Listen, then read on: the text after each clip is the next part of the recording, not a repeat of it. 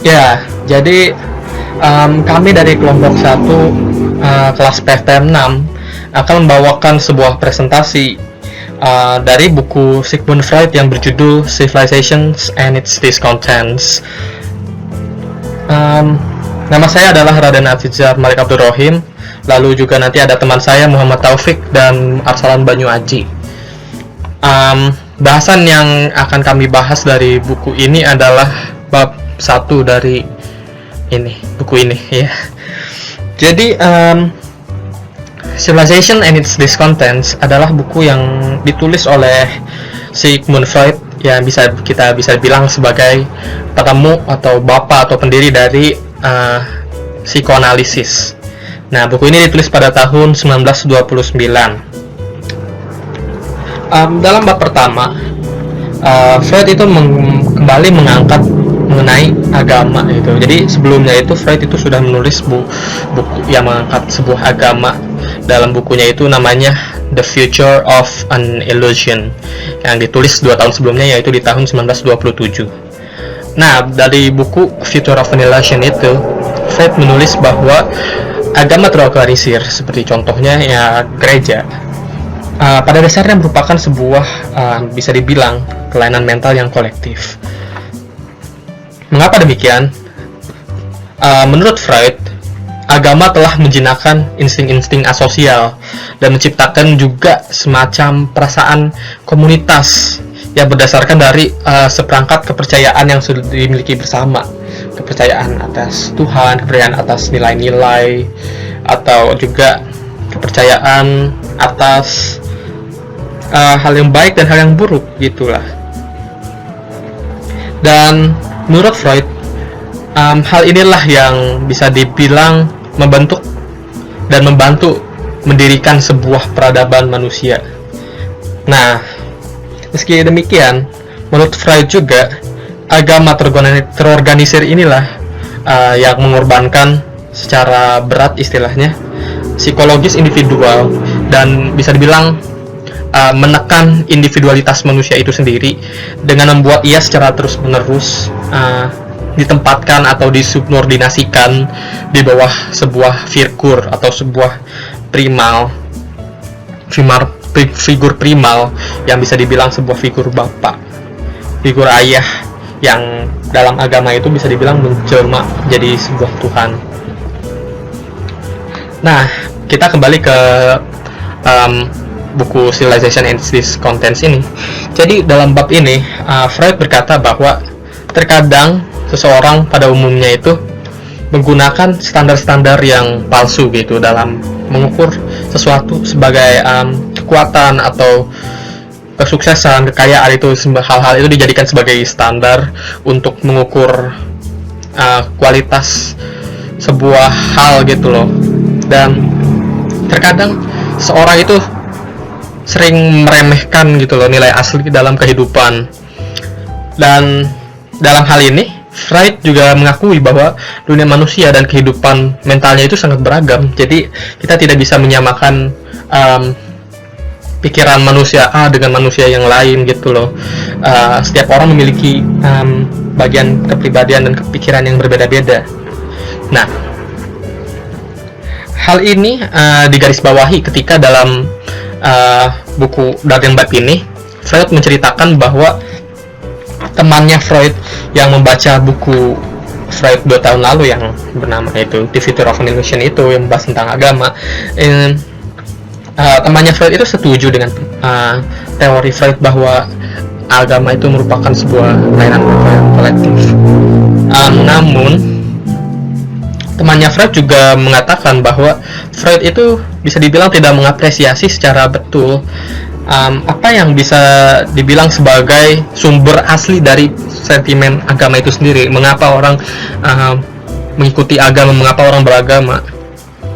Nah, menurut teman Freud, terdapat sensasi yang bisa dibilang abadi, ya, layaknya samudra. Nah, dalam hal ini kita akan menyebutkan hal itu sebagai sensasi samudra atau perasaan samudra ya. Sensasi ini merupakan fakta yang subjektif yang orang bisa merasakan dalam dirinya, namun tidak bisa dibuktikan oleh orang lain.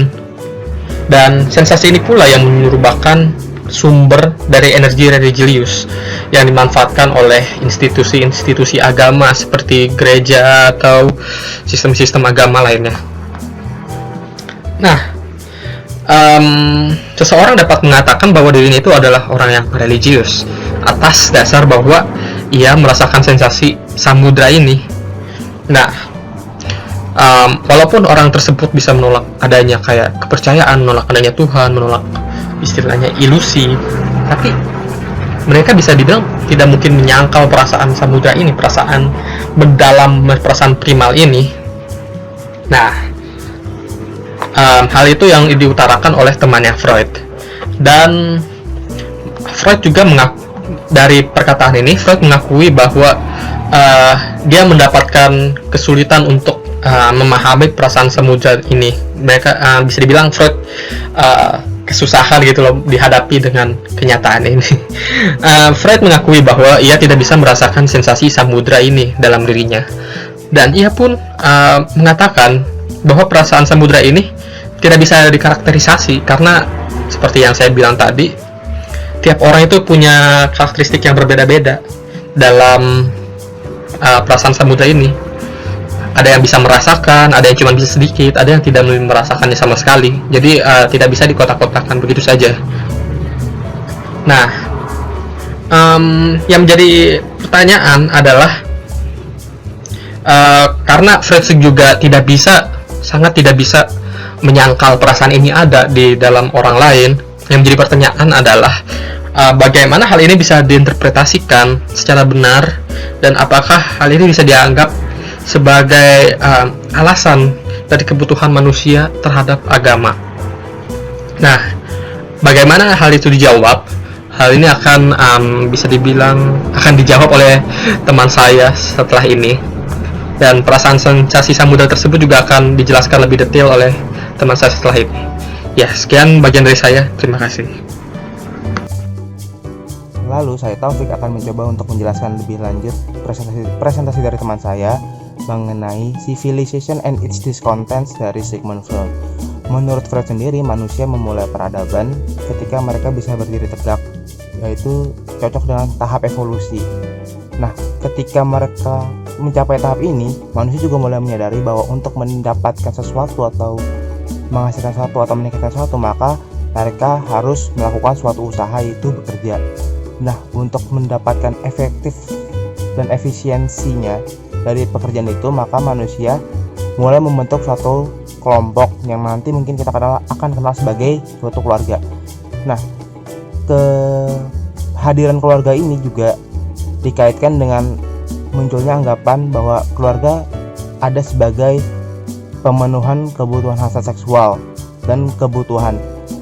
Kenapa kita disebut sebagai hal ini? Karena laki-laki membentuk keluarga untuk memenuhi hasrat seksualnya, dan sementara itu perempuan juga ada kebutuhan untuk menjaga sang anak yang ada dalam keluarga itu.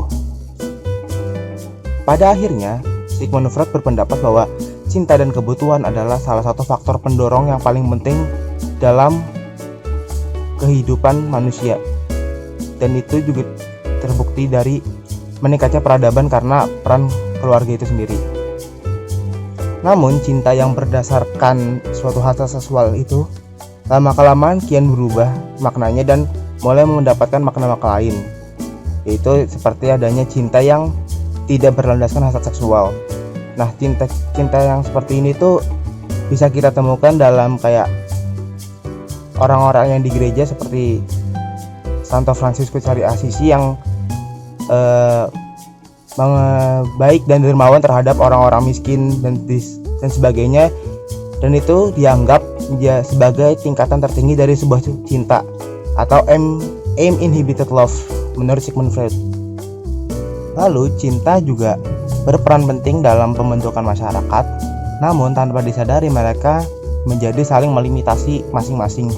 Cinta membuat banyak orang melakukan banyak hal-hal yang tidak masuk akal dan cenderung merugikan masyarakat. Sementara itu masyarakat ingin menghindari tindakan-tindakan itu dan akhirnya menciptakan suatu hukum-hukum sosial yang merepresi perasaan-perasaan itu. Contohnya sendiri adalah hubungan incest yang berdasarkan suatu perasaan, namun itu merugikan masyarakat dalam konteks sosial sehingga perbuatan itu dilarang.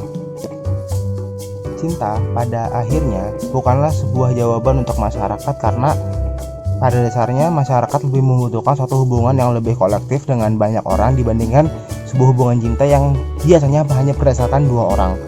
Lalu, menurut Freud sendiri, ada suatu perasaan yang lebih dari cinta, yaitu perasaan agresif. Perasaan agresif ini berbeda dari perasaan yang kita sebut sebagai cinta, dan perasaan agresif adalah dasar dari mengapa manusia bisa bertindak. Nah, cinta memang bisa dapat menyatukan masyarakat, namun menurut Freud, perasaan agresif ini nilainya lebih kuat dan pada akhirnya merepresi perasaan cinta itu sendiri. Namun perasaan yang Freud sebut sebagai perasaan dasar manusia, yaitu sifat agresif. Sifat agresif itu tidak selamanya menguntungkan manusia, dan oleh karena itu hukum sosial dan masyarakat bertugas untuk mengatur hal-hal itu agar tidak merugikan manusia dan memberikan keuntungan untuk mereka. Ya, selanjutnya ada bagian dari saya, itu asal Banyuaji. Nah, pada bagian ini Sigmund Freud melihat masa lalu sebagai sesuatu yang harus dihilangkan atau diserap oleh pikiran manusia dan sebuah konsep yang menuntun manusia ke sebuah pembaruan. Ia memberikan contoh tentang manusia yang berkembang dari balita hingga dewasa, bagaimana ada beberapa bagian di diri manusia yang hilang ketika menempuh masa kedewasaan dan berganti dengan sel ataupun organ baru yang sebelumnya belum ada. Lalu, Freud juga menjelaskan bahwa perasaan merupakan sumber energi manusia yang dibutuhkan oleh agama atau keyakinan yang hadir pada diri manusia. Agama sendiri muncul karena ego manusia untuk menyangkal fenomena dunia luar yang belum bisa dijelaskan oleh akal manusia. Di lain sisi, Freud menjelaskan dengan memberikan contoh tentang seseorang yang menekan egonya dengan mempelajari ilmu pengetahuan dan melakukan meditasi untuk menyatu dalam konsep yang dinamakan perasaan samudra, yang merupakan konsep menyatunya manusia dengan perasaan dan egonya. Nah, konsep ini dapat ditemukan di setiap diri manusia karena pada dasarnya manusia membutuhkan konsep religius, atau lebih tepatnya sosok pelindung yang maha besar yang ia bisa gunakan untuk menenangkan hati dan pikirannya. Freud juga menghubungkan konsep masa lalu dan perasaan samudra dengan memanfaatkan ego manusia yang membutuhkan sosok pelindung untuk berkembang ke tahap selanjutnya. Nah, mengapa manusia membutuhkan sosok yang seperti ini? Karena pada zamannya bahkan atau memang sifat asli manusia adalah membutuhkan sesuatu yang lebih besar bagi dirinya untuk menjadi acuan atau pegangan ketika ia tidak bisa menjelaskan hal-hal yang di luar nalar dan belum bisa dijelaskan oleh sains itu sendiri. Nah, yang seperti sebelumnya juga, ia disebutkan juga bahwa perasaan adalah merupakan sumber energi manusia yang dibutuhkan oleh agama dan keyakinan. Nah, dari situ juga bisa menguatkan teori yang sebelumnya tadi saya sebutkan itu. Dan ia melihat masa lalu adalah merupakan titik awal di mana sebuah keberadaan yang baru itu terjadi. Jadi bukan sebuah pengulangan, tapi bagaimana hal itu berubah menjadi sosok yang lebih baru. Ya, terima kasih. Sekian bagian dari saya.